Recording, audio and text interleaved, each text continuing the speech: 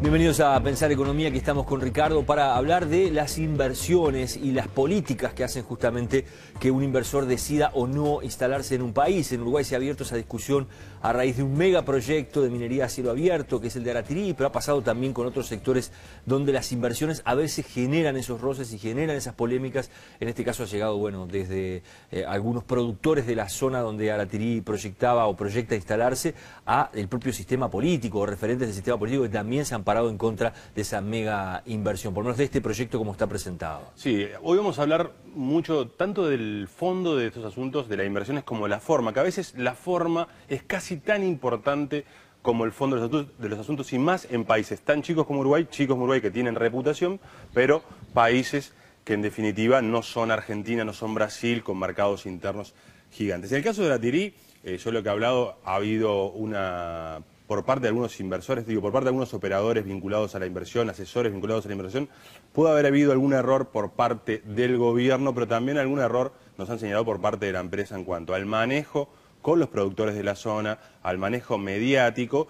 Entonces, como que hay una responsabilidad compartida y, en definitiva, hoy por hoy, el proyecto Aratirí está en un escalón inferior de prioridad para este grupo indio y el gobierno ha implementado o ha creado un grupo de trabajo encabezado por el ex viceministro de Economía, Pedro Bonomo, para definir un poco la política minera, porque hasta ahora teníamos básicamente la minería, lo que es cielo abierto, oro en el departamento de Rivera, y ahora estamos con esto, que estamos arriba de yacimientos muy importantes de hierro que vale muchísimo porque la demanda mundial es muy fuerte. Y que es un dato clave más el que estás diciendo, ¿no? Las reservas de hierro, ya en la década de los 60 se sabía de una importante presencia de este mineral aquí en territorio uruguayo. El tema es que hoy la tonelada de hierro ha pasado a unos $150 la tonelada, cuando llegó a estar a $7, $8 en aquel momento que se hacían los estudios. Exactamente. ¿no? Hoy es negocio y hay que ver cómo el Estado se hace parte de ese negocio, cómo el Estado hace parte de esa inversión, de esa riqueza que tiene el país, como también lo tiene a través de la agricultura, de la forestación,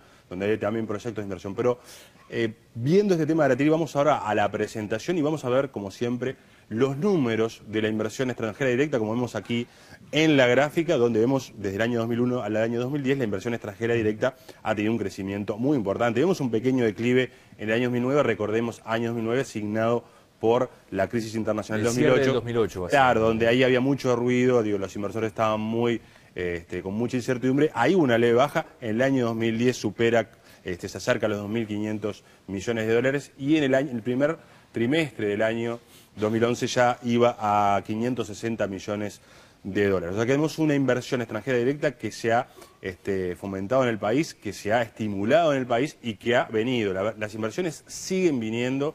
Las consultas que he hecho con operadores de gobierno, con operadores de estudios de abogados, las inversiones siguen viniendo, tanto lo que tiene que ver con agroalimentos. El país es un productor de alimentos y eso en el mundo actual hay que recordarlo siempre, es fundamental, es lo que demanda el mundo.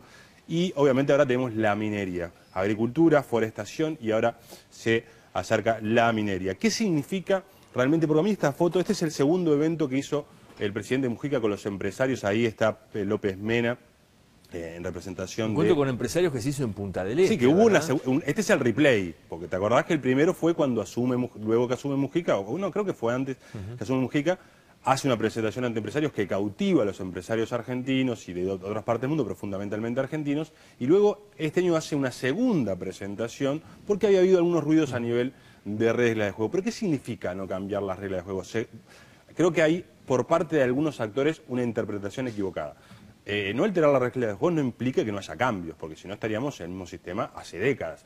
No cambiar las reglas de juego significa más, tiene que ver con los modos en cómo se hacen las cosas, cómo se producen los cambios. Obviamente que el sistema tributario, por ejemplo, en este país, ha tenido un cambio sustancial en el año 2007, que fue la reforma tributaria, y va a seguir teniendo ajustes a nivel de lo que tiene que ver con ajustes al propio sistema. El tema es cómo se hacen los cambios. Acá hice un pequeño resumen para entender cómo es la institucionalidad en materia de inversiones. Acá con las flechitas son las inversiones y el gobierno anterior hizo un cambio en la ley de inversiones y hizo todo. Hay una comisión que asesora el Poder Ejecutivo, una ley de inversiones y hay parámetros. El gobierno dice, bueno, vos invertís tanto en el interior del país, creás tanto mano de obra, mano de obra de tal calidad, producís este tipo o este tipo de producción con valor agregado, te damos tantos puntos y tantos beneficios fiscales. O sea, los proyectos hasta cierto monto de inversión van a una comisión donde hay parámetros muy transparentes por el cual se dice, bueno, vos vas a recibir tales beneficios fiscales. Y ahí el gobierno puede decir, ¿qué priorizo? Primero, en los años 2000, lo hablábamos antes de grabar, en los años 2000, 2002, obviamente el país estaba ávido de inversiones que vinieran a invertir. Las exigencias eran menores. No digamos que eran mínimas, pero eran mucho menores. Hoy el país puede decir, hay muchas inversiones, hay muchos inversores interesados en Uruguay, nosotros queremos priorizar la mano de obra, la calidad en el empleo, queremos priorizar la descentralización, queremos estimular el mayor valor agregado. Entonces, a eso le damos mayores beneficios fiscales y eso se canaliza a través de esta comisión que asesora al Poder Ejecutivo, luego va a la Presidencia, que es la que decreta los beneficios fiscales. Pero hay lo que llaman los megaproyectos de inversión. Tenemos el caso de UPM, ex Botnia, fue uno de los casos, y ahora tenemos el caso de Aratiri, es un megaproyecto de inversión. Hay otro proyecto de inversión vinculado a la minería de origen australiano que hasta ahora no ha salido tan a luz porque están en instancias menos avanzadas, pero que también es un megaproyecto. Y tenemos, por ejemplo, lo que es Monte del Plata, lo que era la ex ENSE en la zona de Colonia, que hoy está Stora Enso y Arauco de Chile, que es un megaproyecto de inversión, donde ahí la instancia no pasa por este comité que asesora el Poder Ejecutivo, como es un megaproyecto de inversión, a veces implican beneficios adicionales, implican acuerdos, por el cual hay una instancia del más alto nivel con la Presidencia de la República, ¿no? Y ahí, obviamente, podemos ver, en estos proyectos se negocia caso a caso, pero no, aunque yo creo que no deberían quedar fuera del régimen general. Esta es la inauguración formal, por lo menos de las obras de Monte del Plata. Ahí vemos al ministro de Economía, Fernando Lorenzo, al ministro de Industria, Roberto Kramerman, y al representante de Monte del Plata aquí en Uruguay, Kaufman, cuando se hace ese corte de cinta simbólico. En los últimos días se conoció, obviamente, algunos detalles de ese acuerdo. Ese acuerdo que implicaba, por ejemplo, que los propietarios o los impulsores de este proyecto dijeran, nosotros, cuando hicimos el acuerdo, no se preveía gravar a las áreas de más de 2.000 hectáreas. Por ejemplo, también se conoció en las últimas horas que ese acuerdo permitía utilizar camiones con un volumen mayor de carga superior al establecido por el Poder Ejecutivo y por el Ministerio de Transporte. Entonces, hay una serie de condicionantes que se manejan a ese nivel que yo creo que debería, por lo menos, establecerse de una manera, una institucionalidad diferente, un comité a nivel presidencial con asesores muy bien pagos, por gente que asesore, porque estamos defendiendo proyectos que son de miles de millones de dólares. Uno de los casos, me parece, paradigmáticos tiene que ver con este impuesto al campo, que en algún momento vamos a saber cómo es. Yo supongo que en algún momento acá en Pensar Economía vamos a hablar del proyecto del impuesto al campo, que todavía no se ha definido, pero ese proyecto, de alguna manera, pero ha puesto en el freezer algunos proyectos de ampliación de compra de tierras. Y estamos en un momento a nivel internacional donde hay mucha incertidumbre y donde el activo tierra, o sea, la tierra puede ser un activo de refugio y se puede valorizar mucho la tierra en Uruguay. ¿Qué ha pasado? Este impuesto me parece que no ha recorrido las instancias formales que han tenido otros cambios a nivel de gobierno. Por ejemplo, la reforma tributaria. La reforma tributaria fue promovida por la fuerza de izquierda, por el Frente Amplio, antes de las elecciones del año del 99, se dijo, si ganamos va a haber un impuesto a la renta, va a haber una reforma tributaria.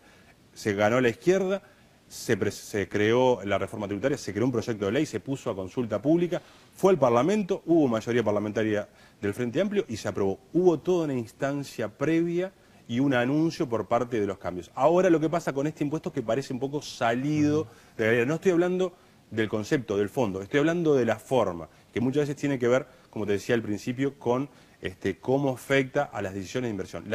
Las inversiones van a seguir llegando, siguen llegando al Uruguay, los inversores siguen ganando dinero en Uruguay. El tema es que en un momento de incertidumbre internacional, somos un país chico, es como el dicho aquel de que la mujer de César es tan importante serlo y parecerlo. Entonces, en este momento, la forma en que se producen estos cambios y cómo se produce, por ejemplo, esta negociación con Aratiri y qué va a pasar después con Aratiri, porque en Aratiri uno puede decir, el proyecto ambiental tuvo defectos, tuvieron defectos ellos en cuanto a la presentación del proyecto, a cómo se vincularon con los productores, pero es verdad que ellos invierten y a mitad de camino cambian las reglas de juego. Uno puede decir, bueno, pero Uruguay tiene que salvaguardar intereses, puede ganar más plata con esta inversión de lo que lo está ganando hasta ahora, que era un canon del 5% nada más. Entonces, creo que alguna gente puede decir, bueno, si esta gente empezó con esto, con estas reglas de juego, no deberían cambiárselo sobre la marcha. Y debería no ser el cambio en las reglas de juego retroactivo. Como tampoco fue retroactivo el cambio de la reforma tributaria, no fue retroactivo. La gente que venía pagando lo que había pagado antes no se cambió. Hay que ver ahora cómo define el Poder Ejecutivo unas reglas de juego claras para la minería. El país tiene una oportunidad a nivel minería, cuidando el medio ambiente, tratando de ganar más lo posible. Y en el caso del campo yo creo que se debería ser muy cuidadoso en cómo instaurar los cambios.